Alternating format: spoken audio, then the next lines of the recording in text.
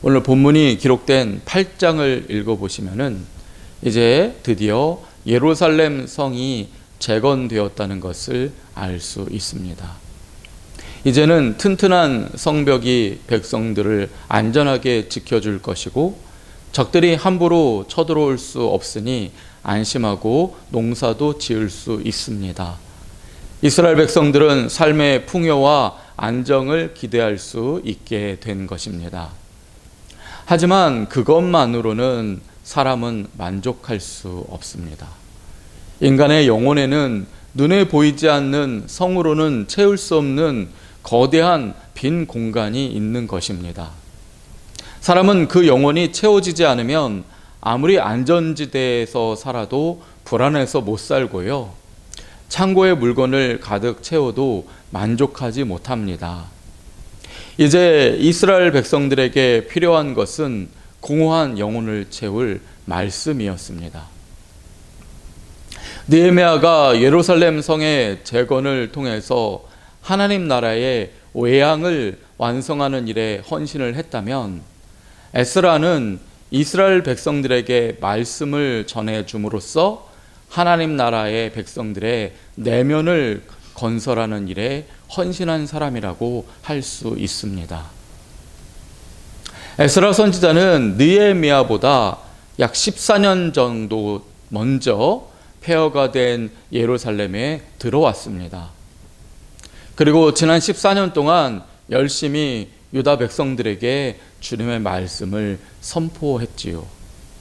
하지만 에스라의 말은 지금까지는 허공에서 맴도는 메아리와 같을 뿐이었습니다.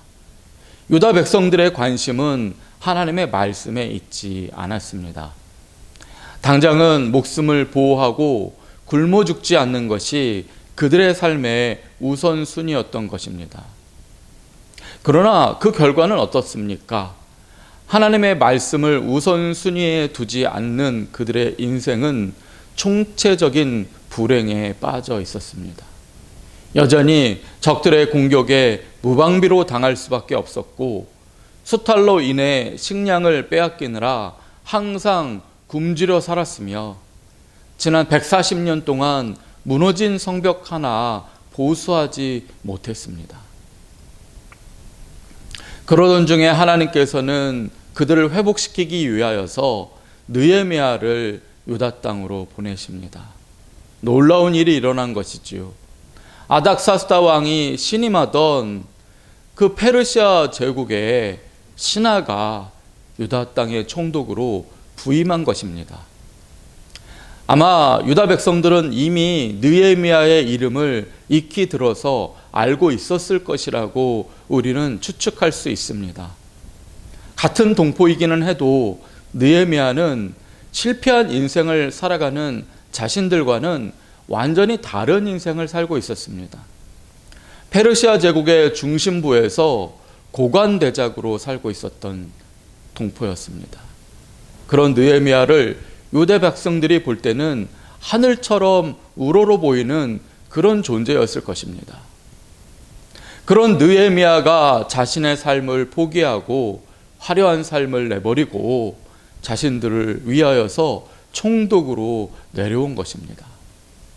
그냥 총독이었습니까? 전에 유다 백성들을 다스렸던 총독들은 빼앗고 압제하는 총독이었습니다. 심지어 그의 부하들까지도 백성들의 고요를 빨아먹었지요. 이와는 달리 느헤미야는 굶주린 동족을 거두어 자신의 식탁으로 초대하는 그러한 따스한 사람이었습니다. 마음에 받은 상처를 치료하는 지도자였습니다. 무엇보다 이스라엘 백성들의 자긍심을 되살려준 그러한 사람이었습니다. 느헤미야의 지도 아래에 이스라엘 백성들은 무너진 성벽을 쌓게 되면서 다시 한번 이스라엘 백성들이라는 사실을 자각하기 시작합니다. 수많은 적들의 공격을 함께 막아내면서 그들은 할 수 있다라고 하는 자신감을 되찾게 되었습니다. 자신들이 이방인들도 손가락질하는 그러한 초라한 백성이 아니라 하나님이 선택하신 특별한 백성이라는 것을 그들은 각성하게 됩니다. 무엇보다도 하나님께서는 지금까지 그 어떤 민족에게도 주지 아니하시는 하나님의 율법의 말씀을 주셨다는 사실을 그들은 다시 한번 생각하게 된 것입니다. 이제 유다 백성들은 튼튼하게 지어지고 빈틈없이 완성된 그 성을 바라보면서 성문 앞 광장에 모여들었습니다. 그리고 지난 세월 잊고 살았던 하나님의 말씀을 다시 들려달라고 에스라에게 요청합니다. 오늘 그때의 상황에 대해서 본문이 자세하게 기록을 하고 있습니다. 그날 이스라엘 자손들은 남자나 여자나 가릴 것 없이 하나님의 말씀을 알아들을 수 있는 사람은 모두 그 광장에 모였습니다. 그리고 그들은 새벽부터 정오까지 율법의 말씀을 들었습니다. 그들은 앉아서 듣지 않았습니다. 적어도 6시간 이상을 서서 주의 말씀을 주의 깊게 들었습니다. 그런 다음에 에스라의 제자들은 그들을 그룹으로 나누어서 들은 하나님의 말씀의 뜻이 무엇인지를 자세하게 설명하기 시작했습니다. 에스라는 14년 동안 주의 백성들에게 말씀을 전했을 뿐만 아니라 하나님의 말씀을 전할 수 있는 제자들을 길러냈던 것입니다. 이 제자들이 조별로 백성들에게 하나님의 말씀을 자세하게 깨우치자 어떤 일이 일어났는지 오늘 본문의 9절 상반절은 다음과 같이 기록합니다. 백성이 율법의 말씀을 듣고 다 우는지라. 백성들이 다 울었다고 합니다. 이 울음은 회개의 울음이었을 것입니다. 그들은 말씀의 백성임에도 지금까지 주의 말씀을 듣지 않았습니다. 말씀보다는 빵과 목숨을 우선순위로 살았기 때문이죠. 그러느라 말씀을 벗어나 살았고 그 결과 험악한 세월을 보냈습니다. 그 죄악된 세월을 뉘우치며 회개의 눈물을 흘렸을 것입니다. 또한 그들이 흘린 눈물은 하나님의 말씀을 깨닫게 되고 흘린 감동의 눈물이었을 것입니다. 배를 채우는 것보다, 창고를 채우는 것보다 주의 말씀을 깨닫고 영혼을 채우는 것이 얼마나 좋은지 그들은 비로소 주의 말씀의 맛을 보고 감동하여 눈물을 흘렸던 것이지요. 우리는 느헤미야서를 예루살렘 성벽 재건기라고 알고 있습니다. 그러나 느헤미야가 궁극적으로 재건하고자 했던 성은 눈에 보이는 성이 아니라 이스라엘 백성들의 마음의 성이었을 것이라고 생각합니다. 성벽 재건은 잠들어 있던 유다 백성들을 깨우고 하나님의 사람으로 세우기 위한 도구였다고 할 수 있습니다.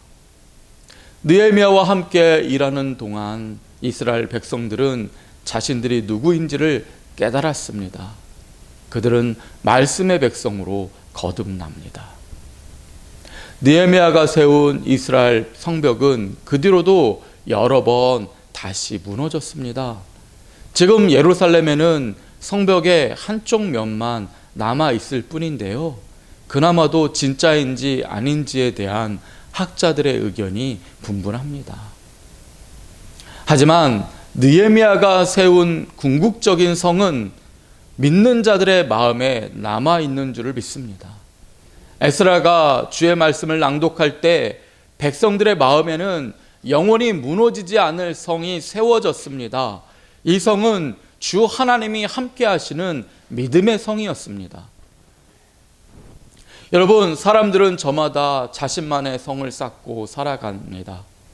가인은 아벨을 죽인 후에 두려움에 사로잡힌 나머지 자신을 보호할 성을 쌓았습니다. 하지만 과연 아벨의 마음에 평안이 찾아왔을까요? 애굽의 바로 왕은 자신의 보물을 보관할 국고성 비돔과 람셋 성을 쌓았습니다. 그러느라 수많은 이스라엘 백성들을 노예로 부리고 그들을 희생시켰습니다. 하지만 비돔과 라암셋은 귀중한 바로 왕의 보물은 지켜주었는지 모르지만 결국 바로 왕은 죽었고 그는 미이라가 되었을 뿐이지요. 여리고성을 쌓은 가나안 사람들은 어떻습니까? 그들은 튼튼하고 강력한 여리고성을 쌓은 후에 그 안에서 음란의 우상을 섬기고 사람들을 제물로 바치다가 여리고성이 무너질 때에 같이 깔려 멸망하고야 말았습니다.